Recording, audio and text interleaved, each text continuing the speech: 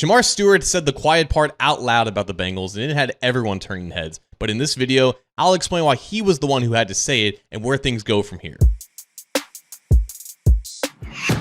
Hi again, Bengals fans. John Sheeran of A to Z Sports Cincinnati here. And gee, you think things could be going a little bit better with Shemar Stewart right now? Mandatory minicamp for the Bengals began this Tuesday, and Shemar Stewart, as expected, did not participate in the opening practice session, even though he was there, unlike Trey Hendrickson. Nothing has necessarily changed here, as Stewart is refraining from practicing for the first time in his NFL career until he gets that contract signed, and he will not sign until the Bengals remove default language within his contract that would make future guarantees easier to be voided, thus setting a new precedent for Bengals contracts going forward. And this has been going on for over a month, and it does appear that frustration is reaching a maximum for Stewart himself. Stewart spent several minutes talking to reporters after practice about what is going on, and it's not necessarily the way he was saying things, but the specific things that he was saying that does tell how he's feeling at the moment. And one quote in particular really stood out to me because I guarantee you there is someone watching this video who feels the same way as Stewart feels right now. When asked about his general conviction about why he's taking this stance, Stewart said, quote,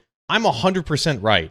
I'm not asking for nothing y'all have never done before, but in y'all case, y'all just want to win arguments more than winning more games." I guarantee you there is a Bengals fan in your life, maybe it's you, who has said or at least thought of the idea of Bengals ownership in the front office caring more about winning negotiations and winning contracts rather than winning games. But I have never, not once ever, heard a player share that sentiment in the team's own locker room. And it's not just a player, it's a player who's not even under contract. He's never played a single NFL snap. He's never taken a single practice rep in the NFL. But of course, that makes sense, right? If there's anyone who has the freedom to say such a thing, it's of course the guy who's technically not even an employee of the team yet. It's just so genuinely funny to me that this guy is one of the newest players on the team. He's one of the newest faces in that entire building. He's only been here for a month, and he's already thinking like a fan of the team over the last 30 years. Because of course, the Bengals' biggest issue since Mike Brown took over in the early 90s has been the team's frugality. And this has only been exposed more over the last 3 to 4 years when the Bengals have realized that they got to pay all of their stars on the team and still build a competent roster. And the nickeling and diming of their own players while other teams